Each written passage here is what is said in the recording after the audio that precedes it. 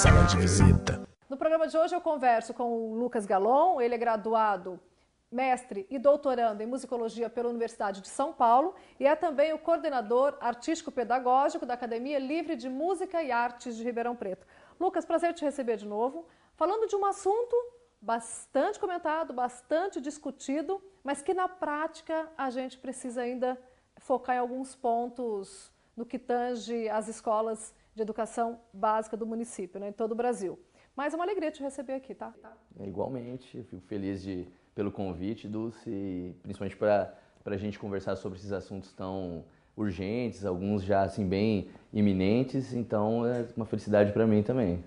Uma coisa que as pessoas às vezes não sabem mesmo é que o músico, principalmente o músico erudito, ele tem sofrido muito com algumas doenças pelo esforço repetitivo mesmo do instrumento, né?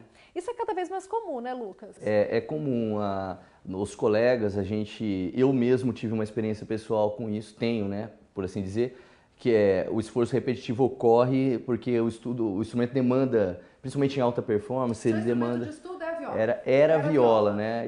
Hoje eu toco outros instrumentos, a viola continuo tocando ainda, mas eu diminui muito o que eu estudo justamente porque eu tenho um problema na coluna e a viola, por ser um instrumento um pouco pesado, mais pesado que o violino, ele me causava 3 horas de ensaio todos os dias da semana, mais o estudo em casa, que você ficava 5 ou 6 horas com o instrumento embaixo do pescoço, né?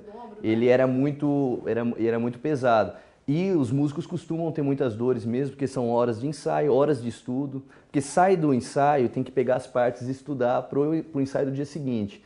E esse esforço continuado, sem a devida preparação, que seria musculação, fisioterapia, né, pilates, enfim, tem uma série de tratamentos, mas que o músico, às vezes, pela vida corrida da modernidade, ele acaba não conseguindo fazer. E às vezes falta de dinheiro mesmo, também, né? falta de dinheiro, falta de tempo, né? Porque tem que dar aula, estudar, sim. E aí ele acaba tendo essa sobrecarga física que leva a tendinite, diversas doenças que são muito sérias, né? Que afastam muitos músicos.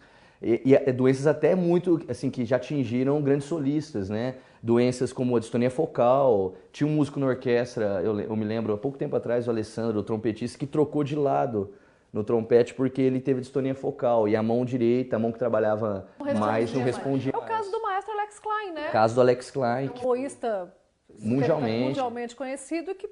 Isso, o Alex teve que se aposentar da Sinfônica de Chicago, assim, se retirar da orquestra porque as muitas horas diárias com oboé... a regência mesmo, né? Porque ele era o primeiro, ele era solista da orquestra de Chicago. Era o primeiro oboísta de Chicago.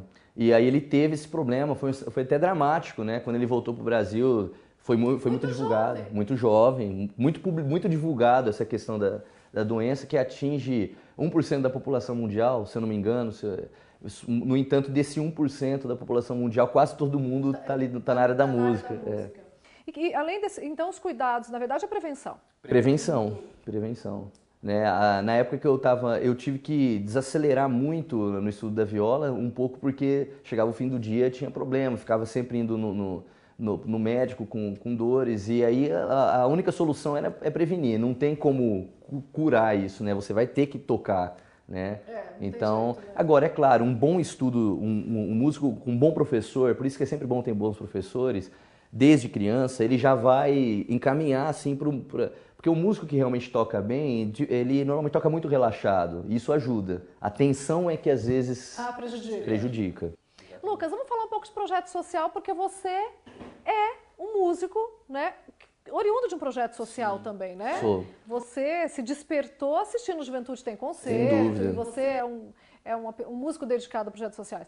Qual a importância desses projetos sociais? Especificamente, vamos citar os que a gente tem em Ribeirão Preto, o Projeto Guri, a própria Companhia Minas, que Sim. tem feito um trabalho belíssimo também nessa área, o Tocando a Vida da Orquestra, e agora o Projeto Alma, ligado à Fundação Pedro II, que é uma academia mais específica. Eu quero que você fale qual a importância desses projetos para a formação e no que o Alma é diferente. Tá. Os projetos sociais no Brasil, assim, a ideia, foi uma ideia brilhante até a ideia do Projeto Guri aqui em São Paulo, porque o que faltava mesmo era a questão da massificação de determinadas manifestações musicais que não são privilegiadas pela mídia. E o Projeto Guri ele veio nesse sentido de realmente massificar, e o que não pressupõe que o ensino seja de baixa qualidade. Eles, em vários polos, chamados polos de referência, se eu não me engano, do Projeto Guri, se tem belíssimos concertos, boas orquestras, muitos alunos se destacando e se transformando em músicos profissionais depois do projeto. No entanto, o Projeto Guri vem no sentido do social mesmo. Ele abrange, ele traz consigo a noção de que é preciso dar oportunidades alternativas para os menos favorecidos. Não interessa se tem talento, esse conceito de talento. Ele não separa isso. Não há separação, ele é inclusivo. Né? Outros projetos e o que também... acontece com aquele que tem um talento mais aparente, que tem realmente... ele não consegue avançar nesse projeto, ele já precisa de um projeto... É mais difícil, né? Por exemplo, no Projeto Guri existe até uma questão de todos os alunos sempre tocarem coletivamente. Não né? existem solistas? Não, é recomendado que não exista. Né? Isso, assim, pelo menos é o que a gente assiste, eu acompanho amigos que trabalham no Projeto Guri. No entanto, é claro que quando tem alunos que têm mais facilidade, que eu nem gosto muito de chamar de talento, mas mais facilidade, né, uma facilidade ou um talento no sentido de já ter tido um apoio em casa, etc., ele acaba, quando ele se destaca, normalmente ele fica um pouco... o sistema não privilegia que ele possa, às vezes, explodir, né? É lógico que os professores fazem esforço para que eles façam isso, mas o sistema não é para isso. E isso acontece em outros projetos também. Por exemplo, nossos projetos do Tocando a Vida, na Orquestra Sinfônica, eles tentam dar conta desses dois caminhos. A gente identifica que há, de fato, uma demanda que é social, então nós incluímos todos os alunos. No entanto, se tem algum aluno que está destacando, a gente tem aulas específicas para ele, para conseguir tentar dar conta disso. No entanto, ainda isso não seria o suficiente quando o aluno completa 17, 18 anos, às vezes até 16 anos, quando ele precisa trabalhar. A gente perde muitos alunos para trabalhos seculares, né? Trabalhos aí para sobrevivência. Então, faltava esse link, esse elo entre os projetos sociais, seja o Projeto Guri, seja o projeto Tocando a Vida, por exemplo, e a universidade ou as orquestras profissionais. E a Academia Livre de Música e Artes, ela vem, e o Projeto Minas também cumpre essa função, principalmente na área da música vocal. Tem muitos alunos na universidade que são advindos do Projeto Minas, isso é sabido, né, publicamente. E esse link, a gente queria proporcionar algo efetivamente que conectasse os projetos sociais esse ambiente mais avançado. Seriam projetos mais acadêmicos no sentido de serem muito próximos do ensino que vai ter na universidade ou que vão ter em instituições em outros países, alunos que querem ir para o exterior. Então é criar de fato essa possibilidade daquele que vai ser profissional da música e não aquele que vai tocar ou recreativamente ou como um hobby, que os projetos sociais acabam também dando conta dessa prática. Cumprindo essa função. Bom, o Alma é um projeto novo, começou há 2, 3 meses, mas já dá para perceber os frutos? O projeto Alma, ele é uma realização de um sonho, não um sonho meu, um sonho coletivo. De fazer uma coisa assim de excelência. O que não pressupõe, isso eu gosto de deixar claro, que os outros não sejam de excelência. Claro. É só um outro tipo de excelência, por assim dizer. Outro foco. Todos os projetos contribuem enormemente. Eu tenho uma profunda admiração pelo Projeto Guri, pelo projeto Tocando a Vida, do qual eu também sou coordenador artístico pedagógico. Mas o Alma realmente ele vai preencher essa lacuna, e é uma lacuna importantíssima.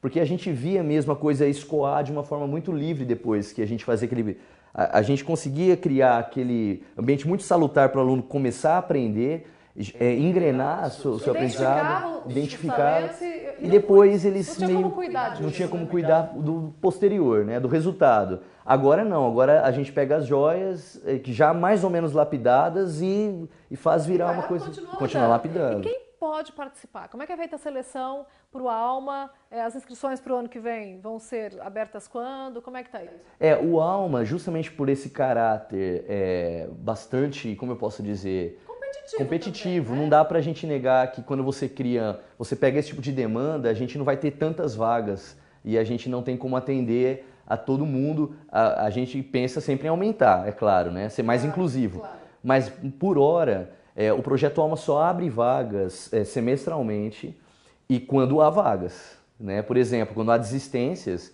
a gente deixa a vaga, tem uma lista de espera. Acabou a lista de espera, a gente faz novos testes, né?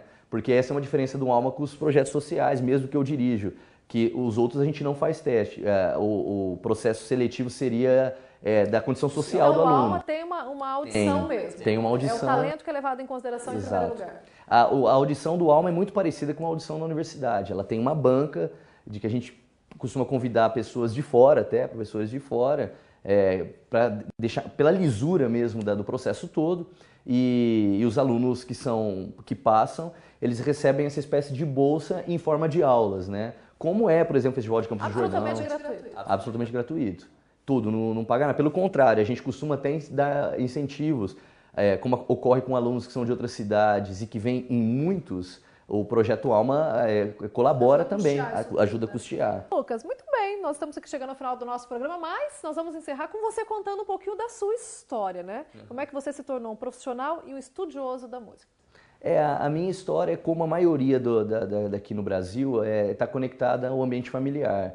Inicialmente, a minha mãe é compositora e musicista, professora de música também, e o meu tio, Augusto Seabra, né? E a minha mãe é Maria Tereza Galon, meu tio Augusto Seabra era músico na Orquestra de Ribeirão, ele foi espala da orquestra, inclusive, ele tocou violino muito tempo, depois foi para viola, se aposentou, inclusive, como também ainda tocava na Orquestra de Ribeirão, então eu, desde a mais tenra idade, eu tinha um contato com rodas de choro da minha família, com meu tio, concertos da Orquestra de Ribeirão.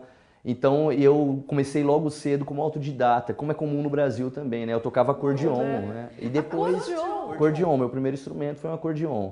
E depois, quando eu cheguei com 14, 15 anos, o projeto Juventude Tem Concerto da Sinfônica, eu ia assistir todos os domingos. E aquilo me despertou assim a ideia de que eu gostaria de fazer aquilo que eles estavam fazendo. Pisar o palco também no Pedro II, estar no meio da orquestra. Ou compor obras, né? Como eu gostava dos compositores e eu compunha já alguma coisa, eu falava, nossa, eu quero ser compositor, eu quero tocar, eu quero estar nesse ambiente como meu tio, né? Meu tio avô, no caso.